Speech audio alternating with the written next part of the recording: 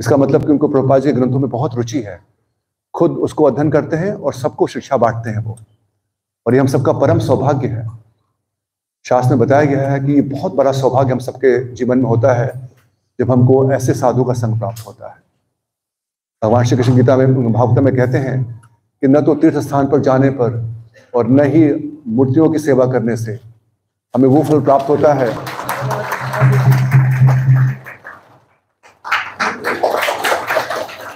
जो कि दर्शनात् एव साधु, जो कि केवल तत्क्षण ऐसे साधु जिन्होंने अपना पूरा जीवन अपने आध्यात्मिक गुरु और भगवान की सेवा में व्यतीत कर दिया है, उनका दर्शन मात्र से हमारा जीवन पवित्र हो जाता है। तो हम सब बहुत सौभाग्यशाली हैं, वी आर एक्सट्रीमली ग्रेटफुल महाराज का संग प्राप्त करके, और हम सब महाराज का स्वागत करेंगे हृदय से भगवान के नाम का आशीर्वाद लेते हुए।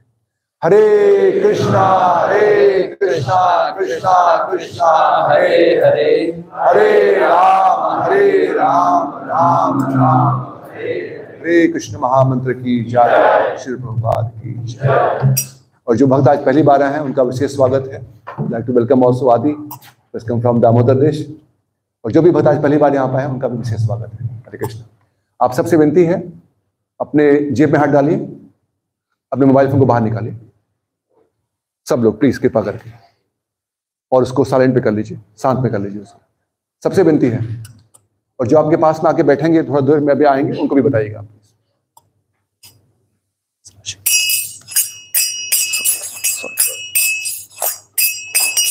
जय राधा माधव कुंज बिहारी, राधा माधव कुंज बिहारी, जय राधा माधव कुंज बिहारी, जय राधा माधव कुंज बिहारी, गोपी जन वल्लभा गिरिधरधारी, गोपी जन वल्लभा गिरिवरधारी,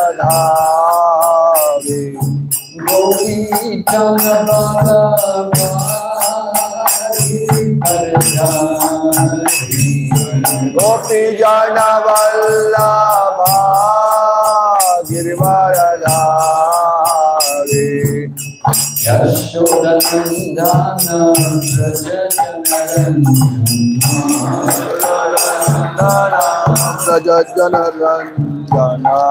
यशोदनंदन व्रज यशोदानंदन व्रज जनरंजन, यमुना तीरावनचारी, यमुना तीरावनचारी, यमुना तीरावनचारी, यमुना तीरावनचारी,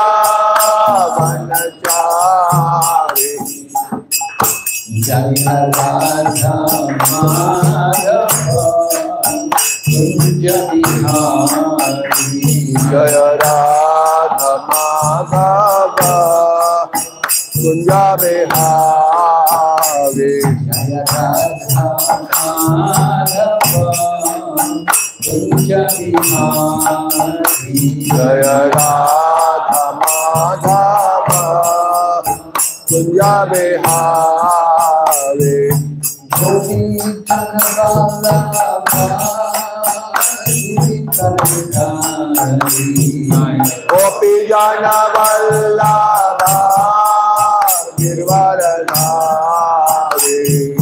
गोपी जन वल्लभा गिरिधरधारी,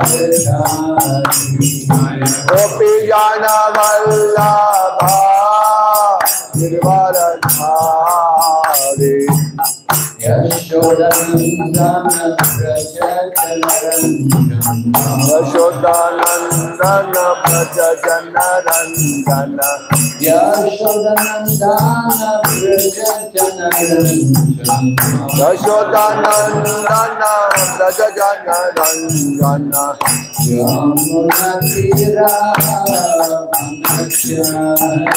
Yamunatira Vanachari Yamunatira Vanachari Yamunatira Vanachari Hare Krishna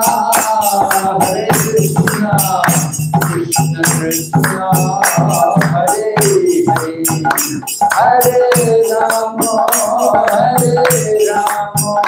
Rama Rama Hare Hare Hare Krishna Krishna Krishna Hare Hare Hare Rama Rama Rama Hare Hare Hare Krishna Krishna Krishna Hare Hare Hare Rama Rama Rama Hare Hare Hare Krishna Krishna Krishna Hare Hare Hare Rama Rama Rama Hare Hare Hare Krishna Krishna Krishna Hare Hare Hare Rama Rama Rama Hare Hare Hare Krishna Krishna Krishna Hare Hare Hare Rama Rama Hare Hare Gaur Premanande. Hare Hare Om Namo Bhagavate Vasudevaya Om Namo Bhagavate Vasudevaya Om Namo Bhagavate Vasudevaya Om Namo Bhagavate Vasudevaya Om Namo Bhagavate Vasudevaya Om Namo Bhagavate Vasudevaya Narayanam Namaskrityam Narayanam Namaskrityam Naram Chaiva Narottamam Naram Chaiva Narottamam Devim Sarasatim Vyasam Devim Sarvasatim Vyasam Tato Jayamudiraya Tato Jaya Mudirahe Nastaprayeshu Papadreshu Nastaprayeshu Bhadreshu Nityam Bhagavata Sevaya Nityam Bhagavata Sevaya Bhagavati Uttama Shloke Bhagavate Uttama Shloke Bhaktir Bhavati Naishtaki Bhaktir Bhavati Naistiki. So with the approaching festival of Nrsimha Chaturdasi, the appearance day of Lord Nrsimhadev, we're attempting to speak something on the glories of Prahlad Maharaj. तो चूंकि हम सब कुछ ही दिनों में श्री नरसिंह चतुर्थी उत्सव आने वाला है, तो उसकी ओर हम लोग आगे बढ़ रहे हैं, इसलिए हम लोग प्रयास कर रहे हैं कि प्रहलाद महाराज की शिक्षाओं के बारे में कुछ श्रवण करें।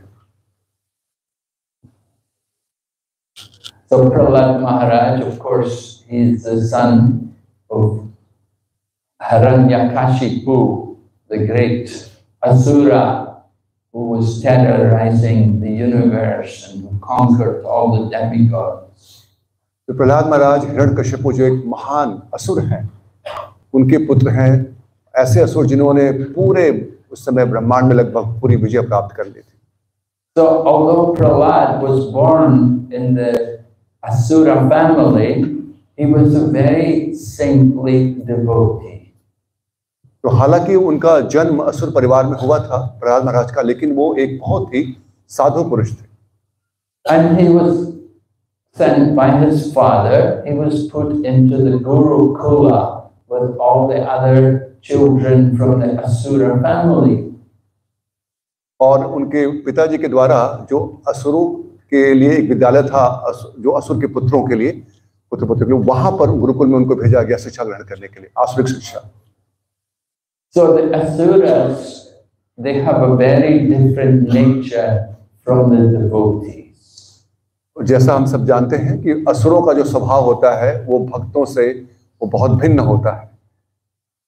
The Asuras make a distinction who is a friend and who is an enemy.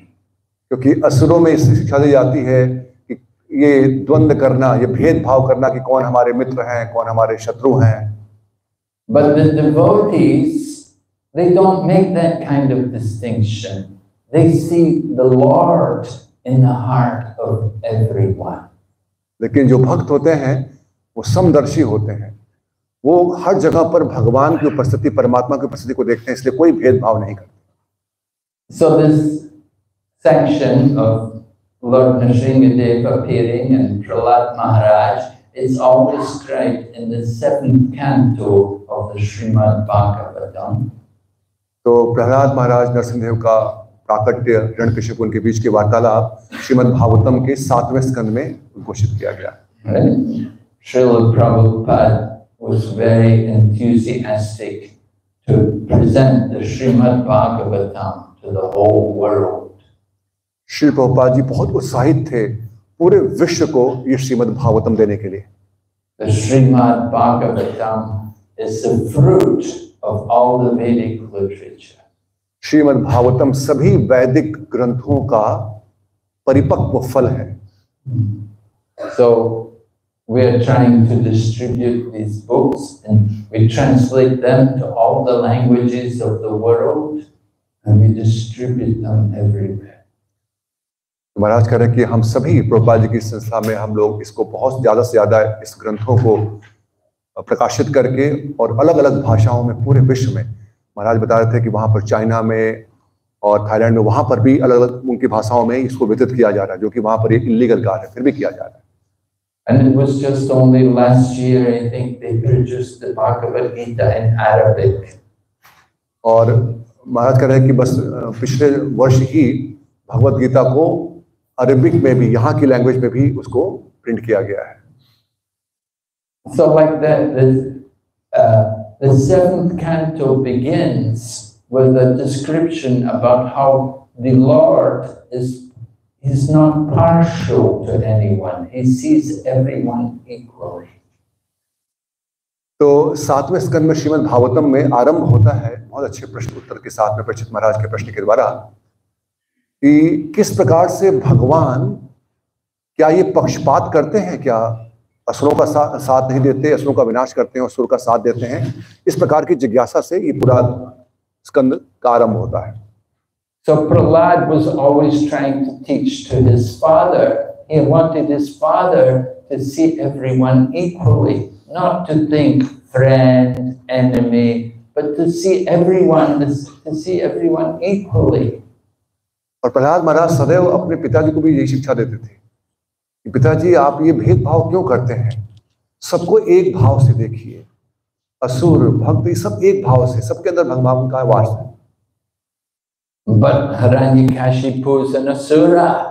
He is the king of the asuras, and he was telling he thought my son he needs to get education. I will send him to Gurukula. तो हिरण्यकशिपु जो है महान असुर है, वो इसको नहीं पचा पा रहे थे कि ये कैसे मेरा पुत्र कैसे बात कर रहा है। ये वो समझे कि इनको शिक्षा की आवश्यकता है, ये अज्ञान में ऐसी बात कर रहा है, और उनको जो असुरों का विद्यालय था उस पर भेजा शिक्षा ग्रहण करने के लिए प्रहलाद महाराज को। So Sukracharya is the guru of the asuras, and Sukracharya had these two sons, Sanda and Namarka, and they became the teachers in the Gurukula. तो शुक्राचार्य जो है वो असुरों के गुरु हैं। शुक्राचार्य के ही पुत्र संदा और अमरका, इन्हीं को ये जो असुरों के बालकों के लिए विद्यालय था उसके शिक्षक थे ये। And they were trying to teach the boys, including Prahlad, they were trying to teach him how to deal with the enemies. If you have enemies, how to deal with them. और संदा अमरका सभी बालकों को प्रहलाद महाराज के साथ में शिक्षा दे रहे थे कि कैसे अपने शत्रु पर विजय प्राप्त करनी है, इसके बारे में। First of all, you can try to give them instruction, to give them advice that you better do what I say or else.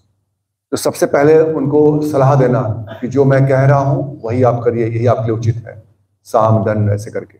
And if that doesn't work, then you can try bribing them, offering them some wealth or some position and tell them, now you cooperate with me.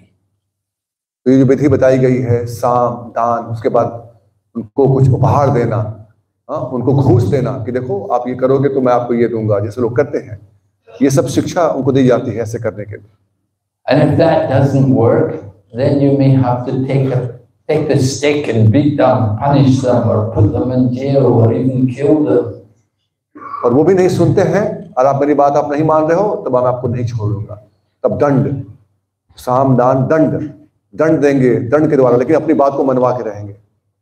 So this is described, of course, in Bhagavad Gita. Lord Krishna describes Daivi Sampad, Asuric Sampad, the quality of the devotee and the quality of the demon. तो भगवत गीता में भगवान श्री कृष्ण इसको बताते हैं बहुत सुंदर रूप से 16वें अध्याय में कि दैवीय गुण और आसुरी संपद और दैवी संपद क्या होती है। So Prahlad was not much interested to hear all of this stuff from his teachers. It didn't have any interest to him. और प्रहलाद महाराज को बचपन से ही ऐसी शिक्षाओं में कोई रुचि नहीं थी। Prahlad didn't think of anyone as his enemy. He saw everyone part of God. Prahlad महाराज ने किसी को अपने शत्रु के रूप में देखा ही नहीं। वो सबके अंदर सबको भगवान का अंश मान करके सबको एक भाव से देख रहे थे। Anyway, the other boys in the school, they were also young children and they had a pure heart, although they were born in demonic families. और बाकी जो बालक थे, महाराज ने कल भी बताया था कि बालक लोग का हृदय जो है वो कोमल होता है। हालांकि वो आसुरिक परिवार में उत्पन्न हुए थे, लेकिन फिर भी चूंकि बालक थे, सबके हृदय कोमल थे। So they wanted to know from Prahlad why he wouldn't play with them. Because all the other boys were playing, but Prahlad didn't like to play with them. तो सब लोग जब अवकाश हुआ करता था, अवकाश में इंटरवल में सब लोग खेलते हैं सारे बच्चे लोग, लेकिन प्रहलाद महाराज उनके साथ में नहीं खेला करते थे। तो वो आके पूछते थे, प्रहलाद आप हमारे साथ में क्यों नहीं खेल रहे हो आप? So Prahlad gathered them together and he got them all to sit down and he started to tell them why he wasn't playing with them. और महाराज ने कल भी बताया था ये कथा को कि प्रहलाद महाराज ने सबको बुलाया अपने मित्रों को और बिठाया उनको और बिठा करके कहा कि अब मैं आपको बताऊंगा कि मैं क्यों नहीं आपके साथ में खेल रहा हूं। So Srimad Bhagavatam describes Prahlad's teachings. He says, Komar acharet pragno dharmam bhagavatamya. That from the beginning of life, from the Kumar age, which means the first 5 years of life, the beginning of childhood, you should learn Bhagavad Dharma. तो प्रहलाद महाराज उनको श्रीमद् भागवतम में जो बताई गई शिक्षा प्रहलाद महाराज के उपदेश के द्वारा, ये दिव्य उपदेश प्रहलाद महाराज के, वो कहते हैं कि देखो मित्रों, ये हमारे कौमार की अवस्था जो है अभी बालपन, यहीं से हमको सीखना चाहिए भगवत धर्म के बारे में। And then Prahlad says, Durlabham manusam janma tad api adruvam artadam. He said, it's very rare to get the human life. You must take advantage of the human life. उन्होंने कहा कि देखो ये मानव जीवन बड़ा दुर्लभ है, इसलिए इसको केवल खेल कूद में नहीं गंवाना है। इसमें जो अर्थ, जो सबसे मूल्यवान वस्तु है, वो इसी मनुष्य योनि में प्राप्त कर सकते हैं, उसको प्राप्त करने का प्रयास करना है। The Vedas tell us there are 84 lakh species of life and only 4 lakh are human. So we're very fortunate to have the human body. शास्त्र बताते हैं कि 84 लाख योनियां हैं और उसमें से 4 लाख योनियां मनुष्य की हैं। प्रहलाद महाराज कह रहे हैं अपने मित्रों को, देखो हम लोग बड़े सौभाग्यशाली हैं कि हमको ये बहुत दुर्लभ मनुष्य जीवन मिला है। We're fortunate, but we have to take advantage of the human body. The human life is not meant for only eating and sleeping and mating and defending. कि देखो ये बहुत सौभाग्य से हम सबको मनुष्य जीवन प्राप्त हुआ है और हमें समझना है कि ये मनुष्य जीवन केवल आहार, निद्रा, भय, मैथुन इसके लिए नहीं मिला है। The animals are doing these things. And if we only do these things, then we're just two-legged animals. तो अगर हम लोग भी ऐसे ही केवल आहार, निद्रा, भय, मैथुन में जीवन व्यतीत कर देंगे, ये तो पशुओं का कार्य है, तो हम लोग द्विपद पशु कहलाएंगे। But we're given so many more facilities, better than any animals. लेकिन मनुष्य योनि में हमको और अच्छी सुविधाएं, हमारी विकसित चेतना हमको दी गई है। We've got transport, we've got telecommunication, we've got hospitals, we've got schools, we've got so many facilities for the human being. They're not there for the dogs and the hogs. तो हम लोग के पास देखिए यातायात के लिए कितनी सुविधाएं हैं, अस्पताल है हमारे पास में, विद्यालय है शिक्षा के लिए। ये सब केवल मनुष्यों के लिए है, ये पशुओं के लिए नहीं है। Just like in the government office, the government officer who's in charge, he gets more facility. He may get nice house, he may get car, he may get servants, but he has to also be responsible that everything is done very well. जैसे कोई सरकारी कर्मचारी हो या सरकारी कोई अफसर हो, तो देखिए उनको बहुत सुविधा देती है सरकार, उनको गाड़ी, बंगला सब कुछ मिलता है, लेकिन इसका अर्थ क्या है कि उनके पर जिम्मेदारी भी ज्यादा है सरकार की ओर से। He has to take good care. They have no corruption. There has to be efficiency. The workers all have to do their jobs nicely. Everything should be done under the direction of the man in charge, and he's getting many benefits because he's in charge. तो चूंकि वो सरकार की ओर से बहुत सबका देखभाल करते हैं, ये निश्चित करते हैं, सुनिश्चित करते हैं कि कोई भ्रष्टाचार नहीं हो राज्य में और सब कुछ ठीक से चल रहे सुचारू रूप से सबकी प्रजा की, सबकी देखभाल के लिए, इसलिए सरकार उनके ऊपर इतने धन खर्चा करती है, उनका ध्यान रखती है।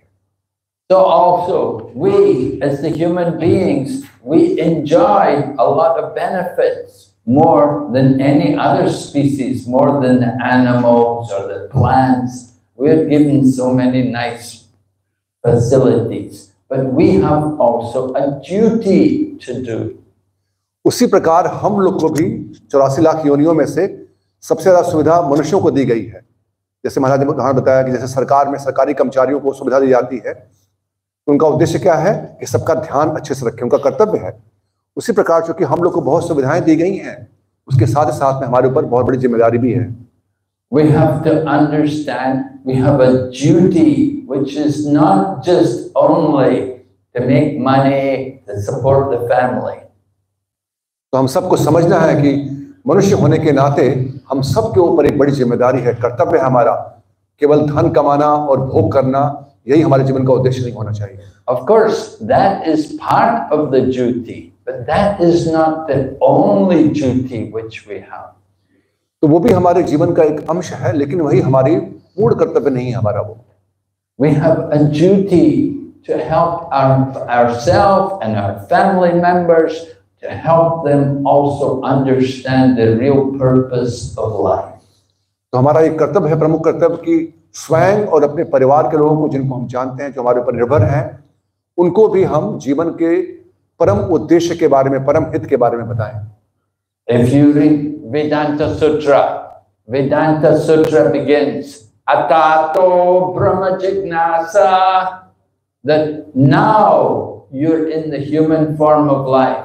you should understand what is Brahman and what is matter, what is material and what is spiritual. तो महाराज बता रहे हैं कि ब्रह्म वेदांत सूत्र में सबसे पहले ही बताया गया है कि मनुष्य जीवन, अब कम से कम जब आपको मनुष्य का जीवन प्राप्त हुआ है तो आपको ये जिज्ञासा करनी चाहिए ब्रह्म के बारे में कि क्या चीज चित्त है और क्या जड़ और चेतन में क्या भेद है। So Prahlad Maharaj is saying, Komar Acharit Pragno, that when you're a young boy, you have to begin to learn these things. तो प्रहलाद महाराज बता रहे हैं, सोचिए आप कितने सुंदर, आप सोचिए, कल्पना करिए, सब छोटे बालक बैठे हुए हैं और एक बालक ये उपदेश दे रहे हैं कि देखो हमको अभी से धर्म के ऊपर चलना है। We have to know what is right and what is wrong. What is the proper activity and what is the wrong activity. कि क्या उचित कार्य है और क्या अनुचित कार्य है, ये हमको सीखना होगा अभी से। And Bhagavad Gita, Lord Krishna said, Pravritim cha nivritim cha janana vidur asura. Those who are asuras, they don't know what should be done and what should not be done. They don't have the proper knowledge. तो श्रीमद् भागवत में बताया गया है कि जो असुर है उनको ये ज्ञान नहीं है कि क्या करणीय है और क्या अकरणीय है, क्या कार्य करने चाहिए क्या नहीं करने चाहिए, उनके बारे में उनको ज्ञान नहीं। So we see Hiranyakashipu, he was austere, the father of Prahlad. He was a big demon, but he was very austere. And he was worshipping Lord Brahma. तो हम देखते हैं श्रीमद् भागवत में कि किस प्रकार हिरण्यकशिपु, हालांकि वो असुर है लेकिन शक्ति प्राप्त करने के लिए बहुत तपस्या, कठिन तपस्या करते हैं। वो ब्रह्मा जी को प्रसन्न करने के लिए बड़ी कठिन तपस्या करते हैं। But what was his motive? His motive was simply for to maintain his body, that I should live forever. लेकिन उस तपस्या का उद्देश्य क्या है, ये भी हमें जानना होगा। उद्देश्य ये था कि कैसे मुझे कोई नहीं मारे और मैं बहुत लंबे समय तक इस देह में भोग करता रहूं। So in material world, people are all thinking like that. Of course, we want to live forever and we want to enjoy the world. और महाराज बहुत अच्छी बात बता रहे हैं कि देखिए हम सब की यही चेतना है भौतिक जगत में। हम सब हिरण्यकशिपु जैसे सोच रहे हैं कि बहुत लंबे समय तक रहें और आनंद का भोग करते रहें। So because he had so many material desires, he was never happy. He was never satisfied. तो श्रीमद् भागवत में बताया गया श्लोक में कि हालांकि वो एक राट थे, पूरे ब्रह्मांड के इस समय सबसे विजयी एक राजा थे वो, लेकिन बिल्कुल संतुष्ट नहीं थे क्योंकि इंद्रियों पर कोई नियंत्रण नहीं था। And he tried to even kill his own son, Prahlad, because Prahlad was trying to educate his father. और इस हद तक वो मच्चूर थे अपने आनंद के भोग में कि अपने स्वयं के पुत्र का वध करना चाहते हैं क्योंकि उनका पुत्र उनके उस भोग में बाधा बन रहा है। And finally Lord Nrsingadev appeared and Lord Nrsingadev dealt with this Hiranyakashipu and killed him. और अंत में हम सब जानते हैं किस प्रकार से हिरण्यकशिपु को वध करने के लिए भगवान नरसिंहदेव प्रकट होते हैं प्रहलाद महाराज की रक्षा के लिए और हिरण्यकशिपु का वध करते हैं। So Prahlad Maharaj, he's explaining to these boys who've been in the school with him that the goal of life is not just making money. तो इस प्रकार से प्रहलाद महाराज अपने मित्रों को शिक्षा दे रहे हैं कि देखो जीवन का उद्देश्य केवल धन कमाना नहीं है। Just like you may have money, but at the time of death, will that save you from death just because you have some money? महाराज के जैसे हमारे पास धन है, हम धन कमा ले, बहुत धन हो जाए, लेकिन मृत्यु से क्या हमें धन बचा पाएगा? नहीं बचा पाएगा। Is everybody who's got money, are they happy? Are they peaceful? Are they satisfied? क्या जिनके पास बहुत धन है क्या वो सुखी हैं? तथाकथित क्या वो शांत हैं? क्या वो संतुष्ट हैं? They're the most angry, impatient, nasty people. देखा गया कि ऐसे ही लोग सबसे ज्यादा अधैर्यशाली होते हैं, सबसे ज्यादा वो खुरापात करते हैं और सबसे ज्यादा वो असंतुष्ट दिखते हैं। They're the most attached to the material body. They're very proud. क्योंकि वो इतने अभिमानी हैं, गर्वित हैं और अपने इस देहात्म बुद्धि से बड़े आसक्त हैं। So Prahlad Maharaj is explaining to the friends, to these boys who are all his age, who've all been studying in the Gurukula, who've been learning about how to deal with the enemy. तो अब सोचिए, इस बात को बार बार आप स्मरण करते रहिए कि प्रहलाद महाराज अपने सभी मित्रों को बिठा करके यही शिक्षा दे रहे हैं गुरुकुल में, जो सीखने के लिए आए थे कैसे अपने मित्रों, अपने शत्रुओं पर विजय प्राप्त करना चाहिए। लेकिन यहाँ प्रहलाद महाराज बता रहे हैं कि देखो, हमारे जीवन का उद्देश्य ये नहीं है। And Prahlad is teaching them something very different from what his teachers have been telling them. तो प्रहलाद महाराज की शिक्षा बिल्कुल भिन्न है, जो वो अभी तक वो संदा और अमरका से सीख रहे थे, उससे बिल्कुल विरोध में शिक्षा दे रहे हैं। His teachers were telling them, you should do karma kanda, you should follow the path of karma, do religion to get wealth, and when you get wealth, then you enjoy. तो जो उनको विद्यालय में शिक्षा मिल रही थी संदा अमरका के द्वारा, उसको कर्म कांड बताया जा रहा है कि किस प्रकार से आप पहले कुछ पूजा पाठ करके धन कमाओ, धार्मिक कार्य करो, पूजा पाठ करो, अर्थ कमाओ, धर्म अर्थ, और फिर काम कैसे भोग किया जाए इसके बारे में सोचो, और उस काम के में कोई शत्रु आया तो उनका वध करो, लेकिन तुम काम का भोग करो। इस प्रकार की शिक्षा उनको दी जा रही है। But Prahlad Maharaj is telling them, everybody wants to be happy, but is everybody happy? No, a lot of people are suffering. They're in distress. They don't want to be in distress, but they're forced.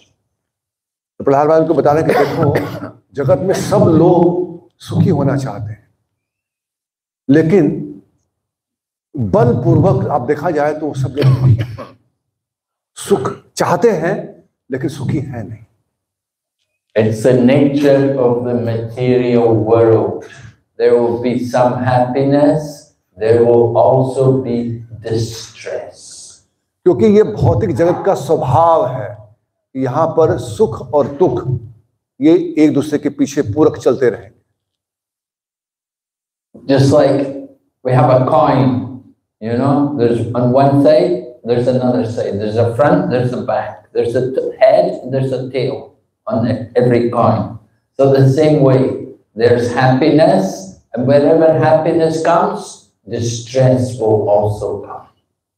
तो जैसे एक सिक्का होता है, सिक्का के दो पहलू हैं, हेड और टेल जो होता है सिक्के का, उसी प्रकार से जब भी सुख है, सुख के साथ में दुख छुपा हुआ है, और ये आगे पीछे चलते रहते हैं, सुख दुख चलता रहता है। We are trying to avoid the distress. We want to have eternal happiness, but you cannot have that in this world.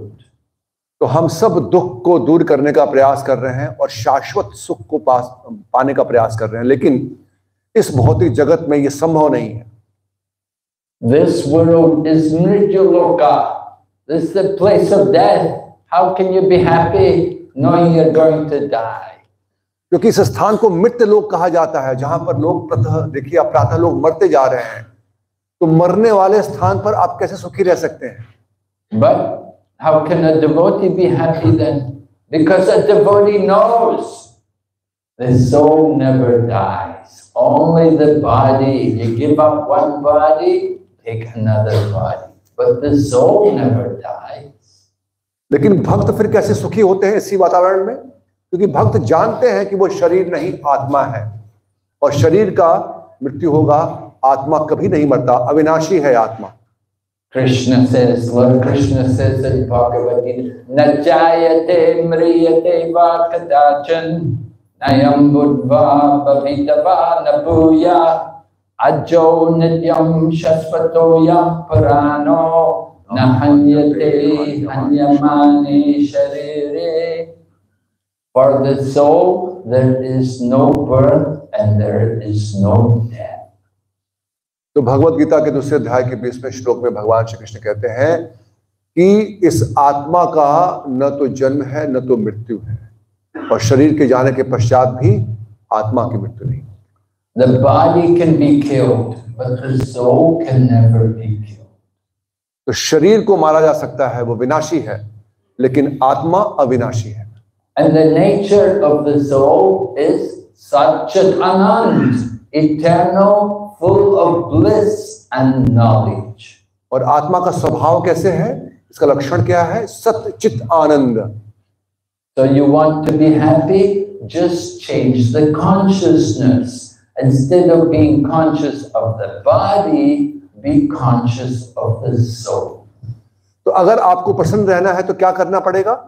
केवल अपनी चेतना को परिवर्तित करना है, अपनी भावना को।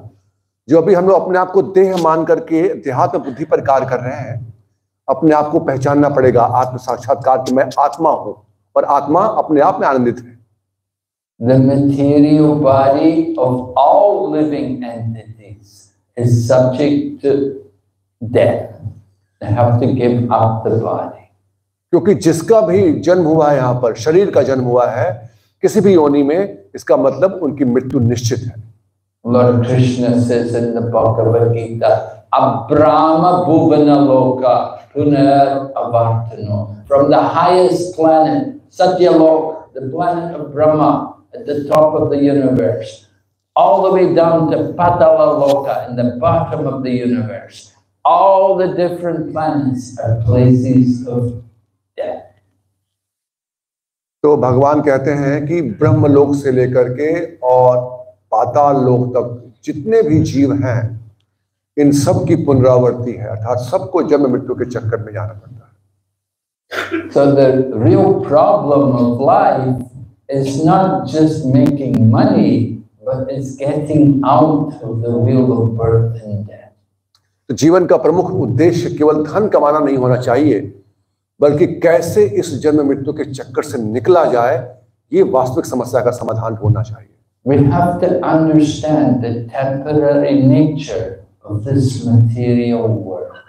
और बहुत गंभीरता से इस भौतिक जगत के अनित्य स्वरूप को समझने का प्रयास करना चाहिए। There is some happiness here in this world, but it's very short.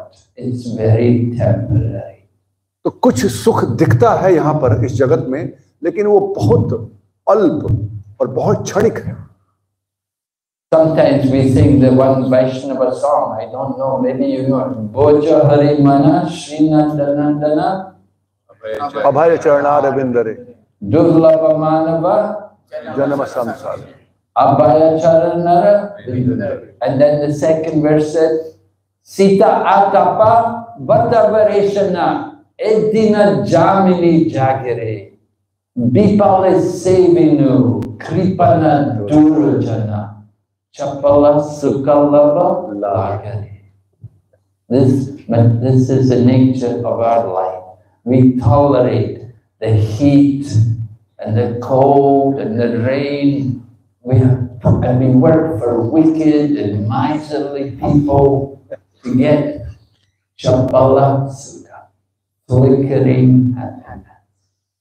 तो महाराज बहुत अच्छे से बता रहे हैं कि वैष्णव गीत में बताया गया पूरे हमारे जीवन के चक्र को, कि मनुष्य जीवन इतना दुर्लभ है जो अभय से बिल्कुल परिपूर्ण होना चाहिए, लेकिन हम लोग इस जगत में आकर के और दिन रात काम कर रहे हैं, सुख दुख शीत आत सब कुछ इसको सह रहे हैं, जाड़ा गर्मी बरसात, रात दिन काम करके धन कमाने में लगे हुए हैं। और किसके लिए काम कर रहे हैं? ऐसे लोग जो दुर्जन लोग हैं, जिनको हमसे कोई प्रेम नहीं है, बस हमको निचोड़ रहे हैं, उनके लिए हम काम कर रहे हैं। और किसके लिए हम इतना कर रहे हैं सब कुछ? चपल सुख, थोड़े से चपल मतलब बहुत क्षणिक, उस सुख की प्राप्ति के लिए कि धन आएगा तो मैं सुख भोगूंगा, इसी के लिए पूरा जीवन गधे की तरह काम कर रहे हैं। So that song was written 500 years ago. A great devotee Vaishnava poet Lochan Das, he wrote that song. And 500 years ago it was like that. And how much more it is like that today, the same situation. तो ये वैष्णव गीत जो सोचिए आपसे लगभग इतने 500 वर्ष पूर्व गोविंद दास जी ने लिखा था इसको, और गोविंद दास जी उस समय भी देख पाए कि आने वाला समय जो है लोग ऐसे ही बीत कर पाएंगे। वो इतने दूरदर्शी थे कि आज के हमारे परिप्रेक्ष्य को आज से 500 वर्ष पूर्व उन्होंने लिख दिया था। Our nature, of course, we want to be happy, we want to enjoy, That is not wrong. That is the nature of the soul. तो हमारे हृदय में या हम सबके जीवन में हमको सुख भोगने की इच्छा होती है, महाराज कह रहे हैं वो बिल्कुल गलत नहीं है, क्योंकि वो आत्मा का स्वभाव है सुखी रहना, आनंद में रहना। We are trying to find the happiness in the body. The happiness is not in the body. The happiness is in the soul. लेकिन त्रुटि हम कहां पर करते हैं कि हम लोग इस शरीर से सुख भोगना चाहते हैं, शरीर में सुख ढूंढ रहे हैं, शरीर के माध्यम से। वो शरीर में आनंद नहीं है, आनंद जो है वो आत्मा के अंदर है। So Prahlad Maharaj is telling his friends, this was long ago, this was in the Satya Yuga, a long time ago. Prahlad Maharaj telling all his friends there, we're trying to make ourselves comfortable here in this world. और ये बहुत प्राचीन बात है, सोचिए आप, प्रहलाद महाराज, सतयुग की बात है ये। सतयुग में प्रहलाद महाराज अपने मित्रों को बोल रहे हैं कि हम लोग इस भौतिक जगत में आनंद ढूंढने का प्रयास कर रहे हैं। We're working hard. We put in air conditioning. We make nice buildings. We build highways just to make our life more comfortable. कि हम लोग बड़ी बड़ी बिल्डिंग बना रहे हैं, इमारत बना रहे हैं, बड़े बड़े रोड, अच्छे अच्छे रोड बना रहे हैं, एयर कंडीशन वातानुकूलित यंत्र लगा रहे हैं कि हमारा जीवन आरामदायक हो, ऐसा हम सब प्रयास कर रहे हैं। But how long can we stay here in this world? Our time is limited in the material body. लेकिन ये सब करके भी हम सोचिए कितने समय तक कर पाएंगे, भोग कर पाएंगे, क्योंकि हमारा जीवन बहुत क्षणिक है, सीमित है। Satya Yuga, people lived 1 lakh years. They had a long life. They could live for 1 lakh. तो सतयुग में लोगों का जीवन बहुत लंबा हुआ करता था, 1 लाख वर्ष की आयु हुआ करती थी सामान्य जन की। Treta Yuga became 10,000. Dwapara Yuga 1,000. Kali Yuga 100. Treta युग में फिर वो 1 लाख से 10,000 वर्ष आयु हो गई, आयु कम हो गई। द्वापर में 1,000 वर्ष, 1,000 वर्ष, और कलयुग में 100 वर्ष भी ज्यादा है। Kali Yuga. Vyasadeva predicted 5,000 years ago, this age people will have a short life, and it's reducing all the time. 100 years, how many people live to be 100? Very few. Most people, 70, you're very old. You're 50, oh yeah, life is finished. तो ये 5,000 वर्ष पूर्व व्यास जी ने लिख दिया था, श्रीमद् भागवत में लिखा उन्होंने कि कैसे कलयुग में ये आयु, स्मृति, बल, ये सब क्षण क्षण कम होता जाएगा, धीमे धीमे कम होता जाएगा। और हम देख सकते हैं कि कलयुग की शुरुआत हुई थी तो 100 वर्ष आयु हुआ करती थी। आजकल तो 100 वर्ष कोई है तो लोग बोलते हैं कि अभी भी जी रहे हैं, मतलब 100 वर्ष बहुत ज्यादा है। और 70-80 में ही लोग बोलते हैं कि आप बहुत वृद्ध हो गए हैं। महाराज बता रहे हैं कि बोलते हैं कि 50 वर्ष आपका हो गया, बोलते हैं अब तो आप बूढ़े हो गए, आप तो आप। People are dying, 30, 40, cancer, this kind of disease. Half the planet, they say half of the planet going to die with cancer. और हम सब देख सकते हैं कि कितनी आपदाएं आ रही हैं, इतने रोग हो चुके हैं आज के समय में कि लोग 30-40 वर्ष में मर जा रहे हैं, लोग मृत्यु को प्राप्त हो रहे हैं कैंसर से या और बीमारियों से। महाराज बोल रहे हैं कि एक सर्वे में बताया गया कि अभी जितने लोग उपस्थित हैं पूरी जनसंख्या का आधी जनसंख्या वो कैंसर से मरने वाली है। In Srila Prabhupada's time, there was no cancer. Srila Prabhupada, he wrote about TB. He said, oh, TB is very common. A lot of people are dying from TB. There was no cancer then. Now, so hundreds of millions of people get suffering cancer.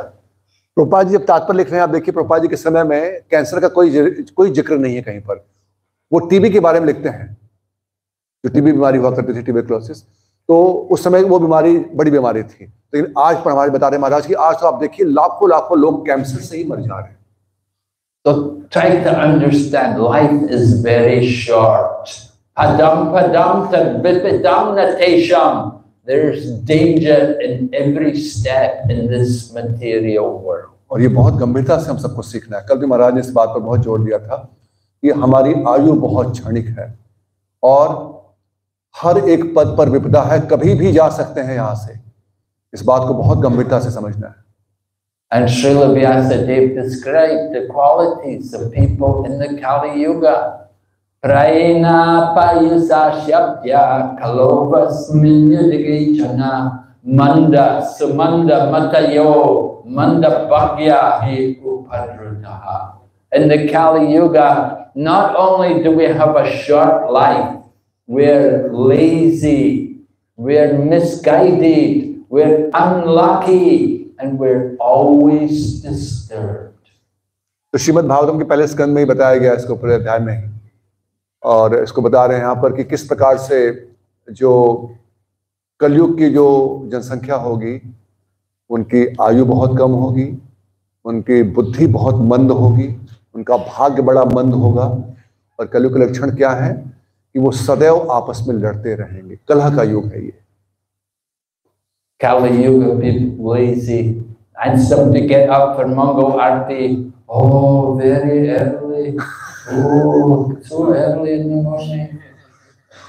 कलयुग में देखिए किस प्रकार के चेतना हम सबके। कोई बोलेगा कि मंगल आरती में आइए, बोलेगा अरे इतनी सुबह कैसे हम आ जाएंगे मंगल आरती में, इतने सुबह उठना तो मुझसे नहीं हो पाएगा। People like to sleep. How much they sleep? They can sleep hours every day.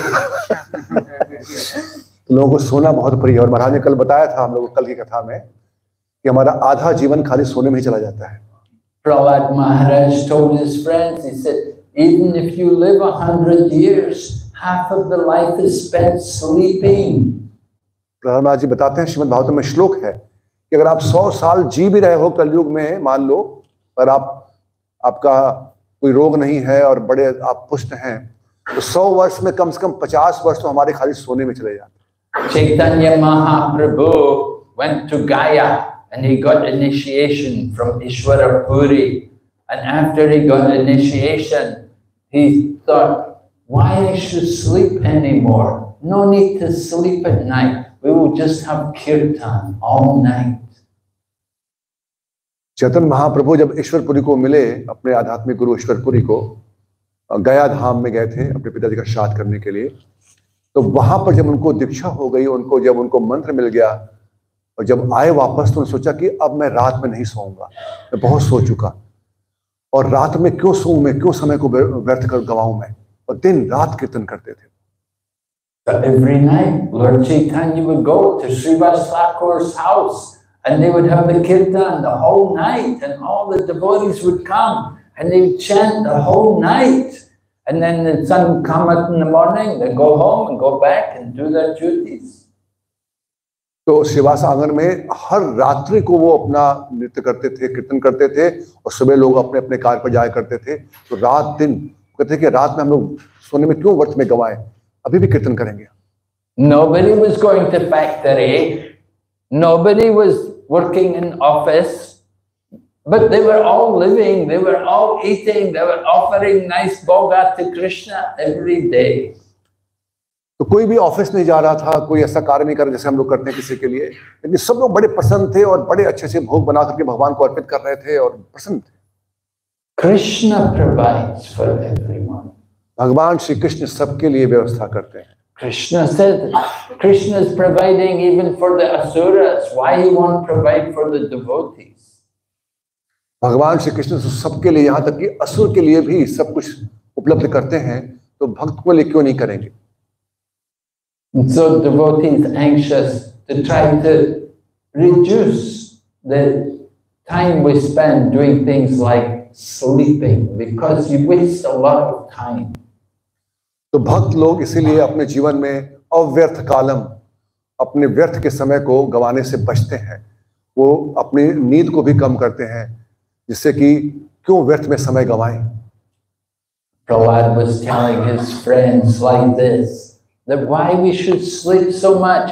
And he said, the same, play with balls, play games. We waste so much energy and so much time doing these things which have no benefit for us. तो प्रहलाद महाराज बता रहे हैं अपने मित्रों को, देखो केवल खेल कूद में अपने समय को बर्बाद मत करो। क्यों हम लोग क्रिकेट खेलें, फुटबॉल खेलें? ये समय की बर्बादी है। ये मनुष्य जीवन बहुत बहुत दुर्लभ है। इसलिए समय को ऐसे बर्बाद नहीं करना। You want some exercise? Come and chant and dance in the kirtan. You get a lot of exercise. हरी बोल। तो आपको कुछ अगर योग करना है, कुछ अभ्यास करना है, तो आओ, साथ में कीर्तन करेंगे, नृत्य करेंगे, नाचेंगे, गाएंगे, उसी में हमारा अभ्यास हो जाएगा और कुछ खेलने की आवश्यकता नहीं। ऐसे बोल रहे हैं।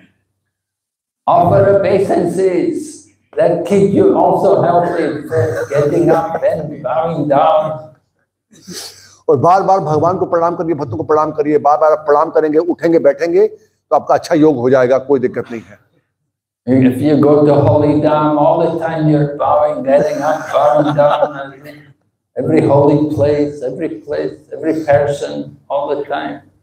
तो जब भी आप धाम में जाते हैं तो वहां पर हर मंदिर में जाके प्रणाम करना, पूरा दंडवत प्रणाम करके फिर उठना, कोई भक्त मिलेंगे उनको प्रणाम करना, इससे हमारी बहुत अच्छी एक्सरसाइज हो जाती है।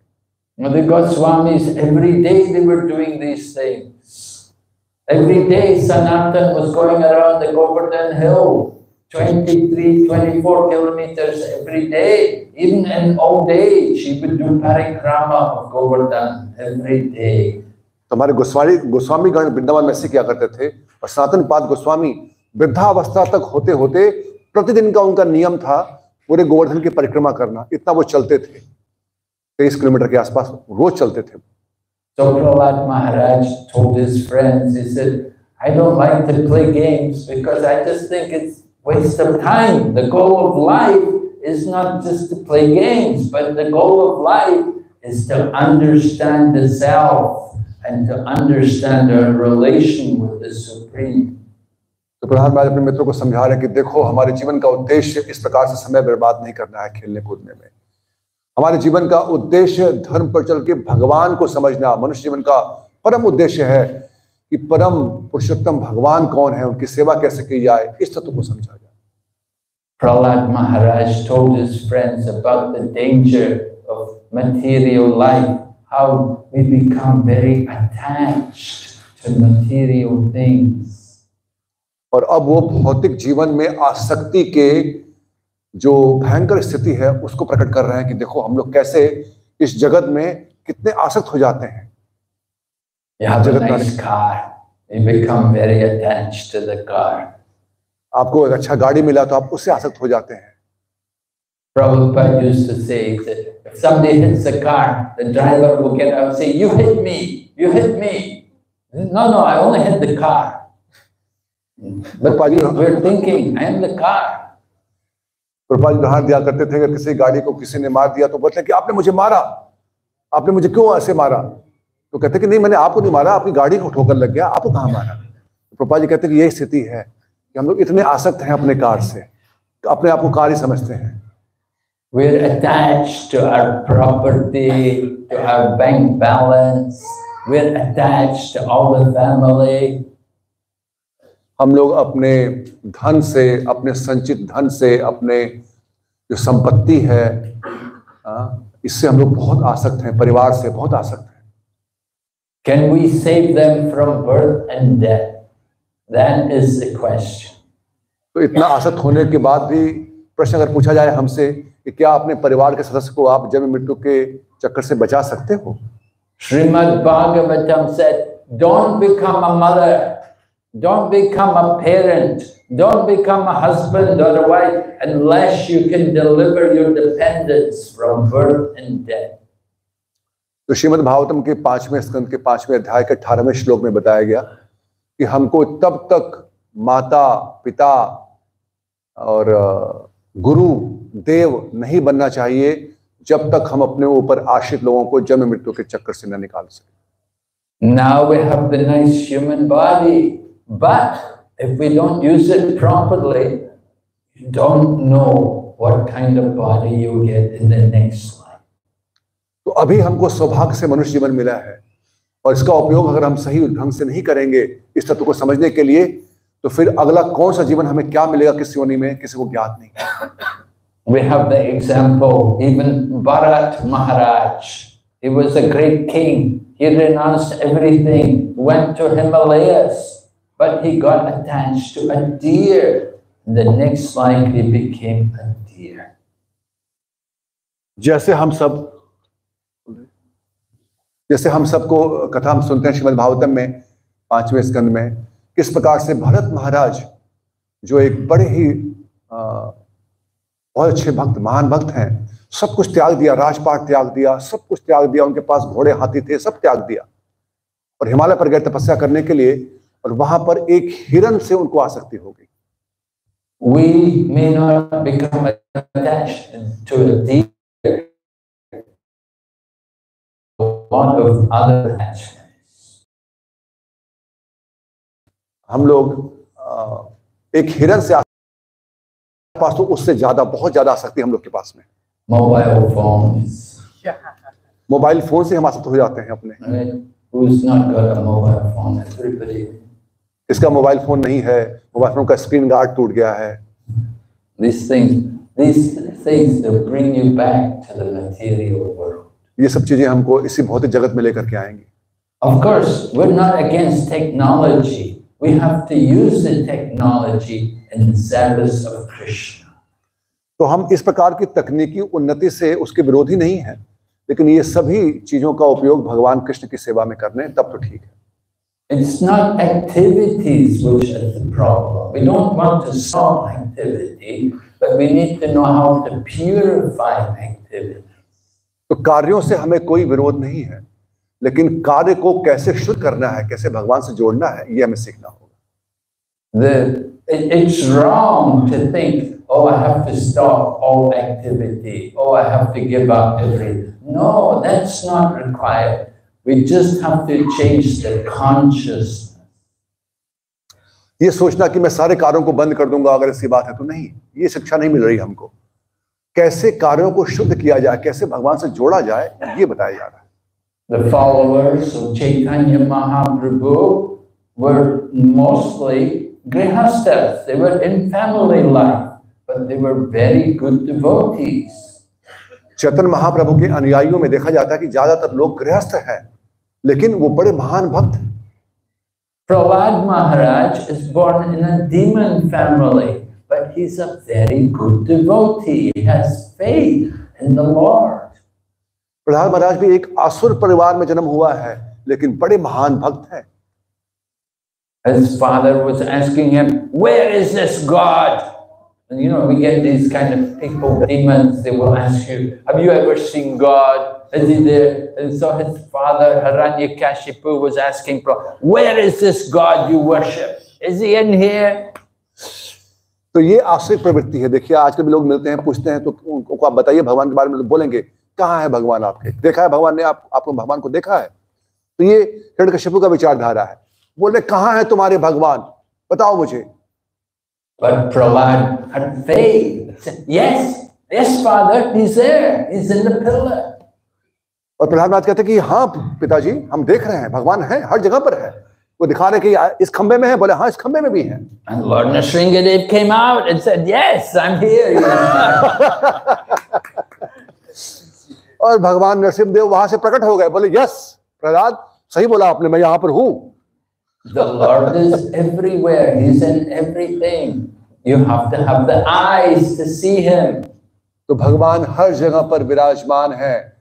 हमारी प्रेम से अंजन युक्त हमारी आंखें होने, दृष्टि होनी चाहिए भगवान को देखने के। So Prahlad, he had that vision. He had that prem. He had that love to see the Lord. He could see Krishna everywhere, in everyone, in everything. तो प्रहलाद महाराज के पास वो प्रेमांजन था, वो देख पा रहे थे भगवान को। उन्हें सुना था अपने गुरु महाराज से कि भगवान को कैसे देखा जाता है कर्णों के द्वारा। वो सब जगह पर भगवान को देख पा रहे थे, वो जानते हुए कि भगवान हर जगह पर व्याप्त है। So he didn't want to waste his time in just learning about how to deal with the enemy and how to enjoy the material world. तो इस प्रकार प्रहलाद महाराज को कोई रुचि नहीं थी कि कैसे इस शिक्षा को, आसुरिक शिक्षा, भौतिक शिक्षा की कैसे भौतिक जगत का शोषण किया जाए, भोग किया जाए, इसके बारे में कोई रुचि नहीं थी। He knows that enjoyment in the material world will be very temporary. It has a beginning, it has an end. It doesn't last very long. वो जानते थे कि कोई भी भोग इस भौतिक जगत में उसका आदि है और अंत है। So where to get that real happiness that we want? You have to cultivate your Krishna consciousness. You have to become God conscious. तो कैसे वो आनंद की प्राप्ति होगी जो हम लोग चर्चा के आरंभ में जो आत्मा को प्राप्त होगा? हमको कृष्ण भावना भावित होना होगा। So Prahlad Maharaj was explaining to his friends that don't waste this life. Don't be so foolish like all these other asuras. They were so mad to enjoy money. They want money, money. They're thinking money is the honey. तो वो कह रहे हैं अपने मित्रों को कि अपना जीवन ऐसे व्यर्थ मत करो मेरे मित्रों, जैसे बाकी असुर लोग कर रहे हैं, जिनके जीवन का उद्देश्य केवल धन कमाना। उनको लगता है कि धन में ही मधु है, बड़ा मीठा है, इसी से आनंद मिलेगा। केवल धन कमाना ये हमारे जीवन का उद्देश्य नहीं होना चाहिए। We see people will do what people will do to get money. They'll kill their own family members even. और अब देखिए इतिहास में लोगों ने कैसे कैसे किया है, राज्य प्राप्त करने के लिए, राजा बनने के लिए अपने ही परिवार के लोगों का लोगों ने वध किया है। इतिहास गवाह है। They'll risk their lives to go and steal, to go and to break into people's houses. They'll risk being killed or being put into prison for a long time just to get a little money. और कुछ धन की प्राप्ति के लिए लोग तो कितनी बार जाके चोरी करते हैं, डाका डालते हैं, लोगों के धन को लूटते हैं, फिर बाद में पूरा पूरा जीवन जेल में बिताते हैं। उद्देश्य क्या था? कि कुछ धन प्राप्त करना। They're thinking that money will give them happiness. They do not know that it's not true. The real happiness is within them, but they have to awaken that happiness. तो इस प्रकार से धन, कुछ धन की प्राप्ति के लिए उनको लगा कि धन से हमें आनंद मिलेगा, लेकिन वो नहीं जानते थे कि इस प्रकार के धन से हमें ये जो वास्तविक आनंद है वो प्राप्ति हो। People they'll take on work to make money. They'll risk their lives. They'll work in the most horrible, the most dangerous conditions just to make money. और कुछ भी चुनौती, कुछ भी अपने जीवन को खतरे में डाल करके भी धन के लिए लोग बहुत प्रयास करते हैं। I met this one man. His job was checking out skyscraper buildings. Because sometimes when they put up the skyscraper buildings, they get some cracks in them. And sometimes even the marble will be falling off. He's the one who goes up the building and he checks out everything to see if it's dangerous or not. He risks his own life every day just to make this living. जैसे आप देखिए बड़ी बड़ी building इमारतें होती हैं, तो इस इमारतों में कई बार जो है कुछ क्रैक हो गया, कुछ मार्बल निकल गया। तो कई बार लोग देखिए, लोग जो काम करते हैं ऊपर से हुक लगा, बड़ी बड़ी बिल्डिंग होती हैं और खाली वो रस्सी बांध करके और उस पर चढ़ करके कुछ करते रहते हैं। वो अपना पूरा जीवन खतरे में डाल के काम कर रहे हैं धन कमाने के लिए। Other people, their job is, sometimes they put bombs and sometimes the bomb doesn't go off. And they have these people whose job it is to come along and check out the bomb if it's going to explode or not. Anytime they can be blown up, This is their job. They do this kind of job. और कई बार जो ये anti bomb जो squad होता है, उनका जो काम देखिए किस प्रकार से है कि जहाँ पर बम की संभावना होती है, बस में, गाड़ी में, कहीं पर, तो वो एक टीम आती है जो दक्ष होते हैं बम को निकालने में। तो वो अपना पूरा जीवन रिस्क में उनका डाल करके वो बम को जाकर के डिफ्यूज करते हैं। कभी भी बम एक्सप्लोड हो गया तो वो खत्म हो जाएंगे। People will do these things. Why? Just to get money, because they think with money they will enjoy their life. और क्यों ऐसा करते हैं वो लोग? कुछ धन की प्राप्ति के लिए। उनको लगता है कि धन आएगा तो मेरा जीवन सुखपूर्वक हो जाएगा। So they have to learn what is real enjoyment. The real pleasure of life is not in the body. The real pleasure is in the soul. तो उनको ये ज्ञात नहीं है कि शरीर के भोग में, इस भोग की सुविधाओं में इतना आनंद नहीं है जितना कि अंतर्मुख होकर के जब आनंद समझा जाए कि हम आत्मा है और आत्मा के अंदर ही इतना आनंद भरा पड़ा है। Lord Chaitanya wanted to give blessings to his devotees. So he had one devotee, Kolaveka Sridhar, and he called the devotee. He said, "Go and bring Kolaveka Sridhar here." And they brought Sridhar, and they found his house, and they brought him to Lord Chaitanya. Chaitanya Mahaprabhu की लीला में, महाप्रकाश लीला के समय उसके पश्चात वो कहते हैं कि जाओ कोलावेश श्रीधर को लेकर के आई। एक बहुत निर्धन व्यक्ति वहां पर थे, बड़े महान भक्त, लेकिन निर्धन है बिल्कुल। जाओ उनको ढूंढ के लाओ, मैं उनसे मिलना चाहता हूँ। तो उनके पार्षद लोग गए और श्रीधर कोलावेश को लेकर के आए वहां पर। So Sridhar, he was not a rich man. He just had a little piece of land. He had some banana trees growing there, and he would sell some bananas. So sometimes he'd sell some banana fruit or some banana flour.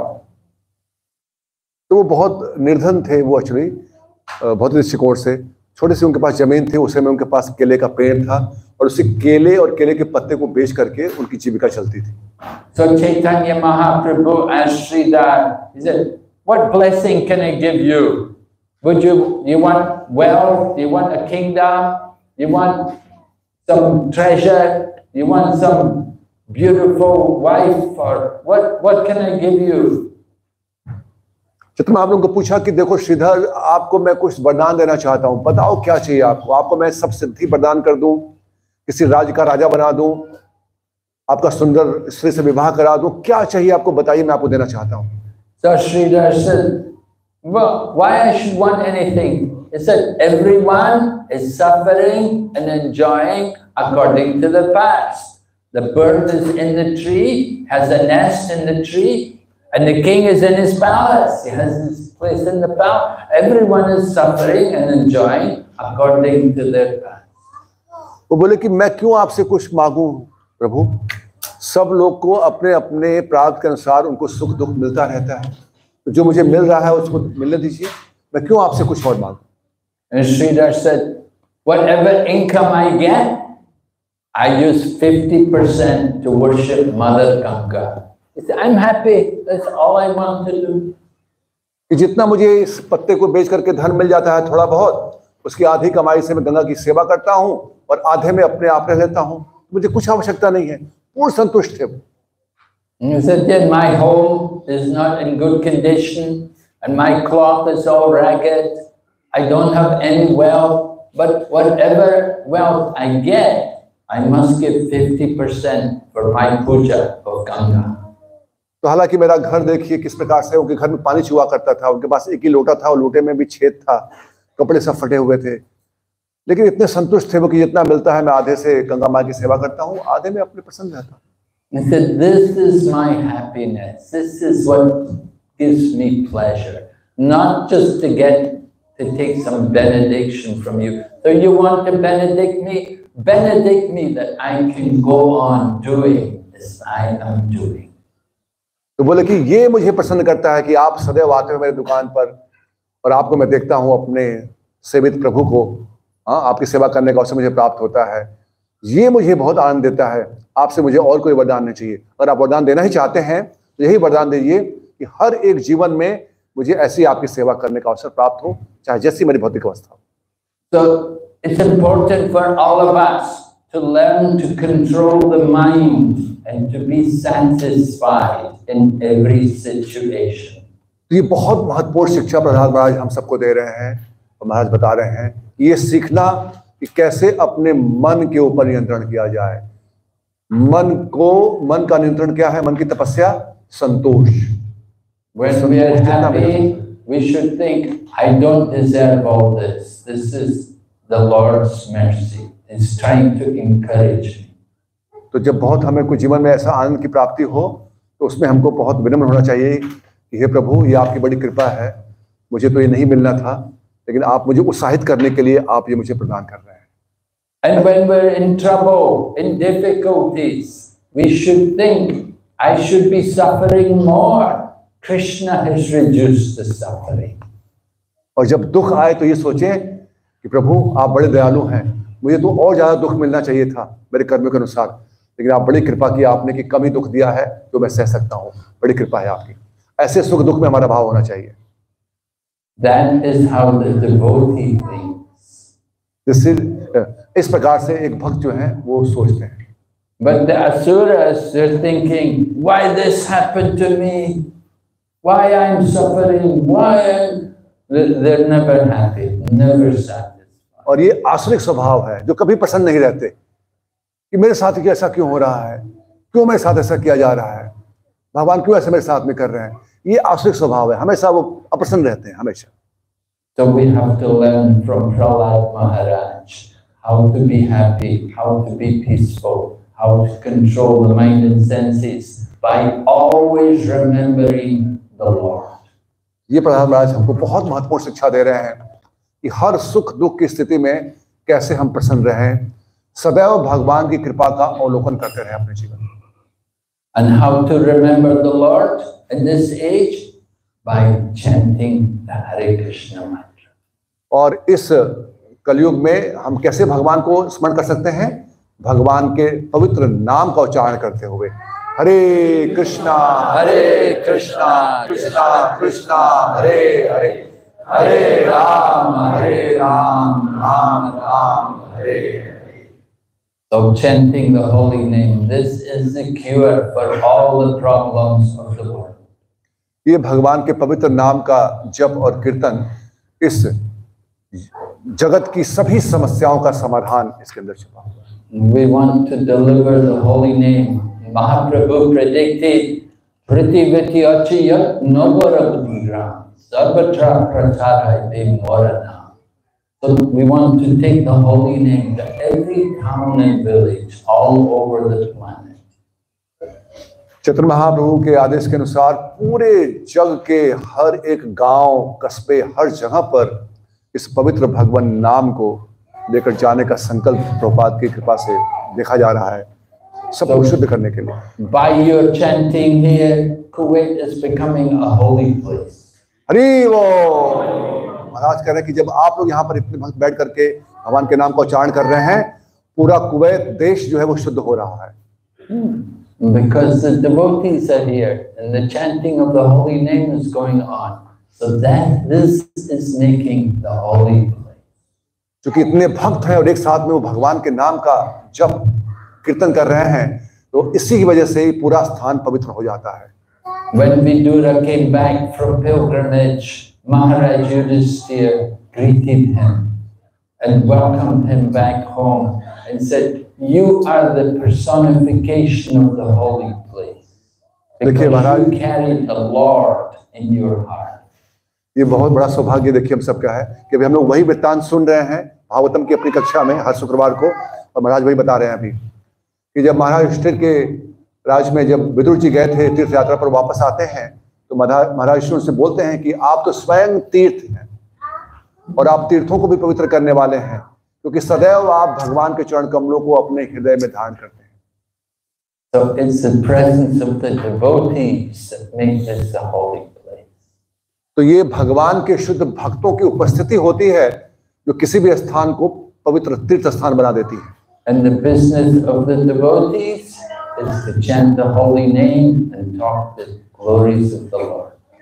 और भगवान के भक्तों का क्या कार्य होना चाहिए? उनका एक ही कार्य है कि भगवान के नाम और रूप गुण लीला का श्रवण कीर्तन में सबको युक्त करना और खुद भी करना। Satam prasangam virya samvedo bhavantir karana rasayana pata joshanadya sapabhagavatmani shradharatir bhaktir anukramashyati. The topics of Lord Krishna, when heard in the association of devotees, is very pleasing to the ear and to the heart.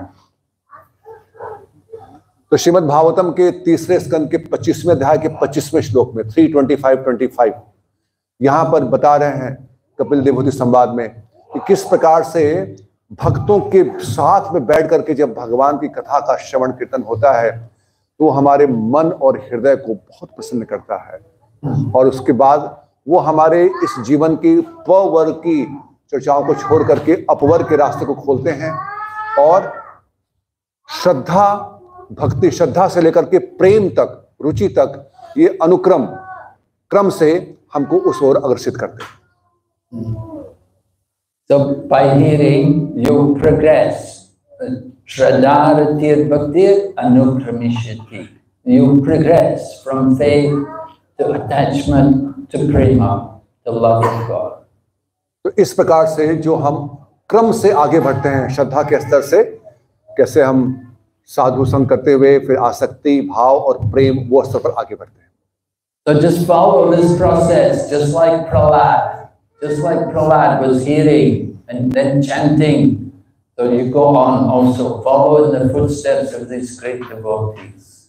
तो जिस प्रकार से प्रहलाद महाराज ने यहाँ पर देखा, वो श्रवण करके अब कीर्तन कर रहे हैं, वो अपने बालक मित्रों को बता रहे हैं। आगे हम देखेंगे किस प्रकार से स्मरण करते हैं वो। तो श्रवण कीर्तन स्मरण से लेकर के नवधावित्ति के जो अंग हैं, इस प्रकार से हम आगे बढ़ते हैं। Prahlad Maharaj is one of the Mahajans. He's one of our authorities in the process of devotional service. And we are encouraged to follow in the footsteps of these great Mahajans. तो प्रहलाद महाराज 12 महाजन में से एक महाजन है वो, और महाजन का अर्थ है कि वो अथॉरिटी हैं भक्ति में, जीवन में हमको उपदेश देने के लिए, हमको निर्देश देने के लिए, और उनके चरण कमलों का अनुगमन हमें करना चाहिए, जिससे कि हम लोग भी उसी पथ पर चल सके।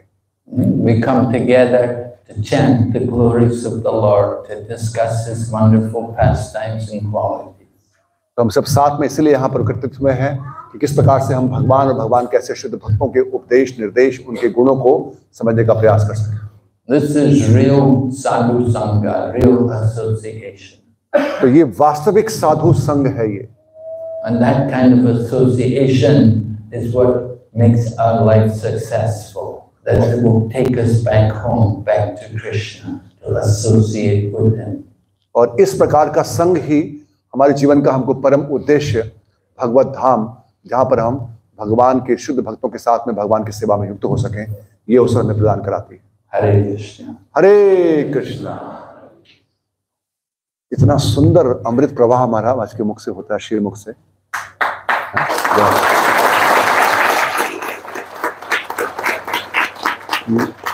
लगता है कि हम लोग ऐसे पूरा दिन बैठ के सुनते रहे,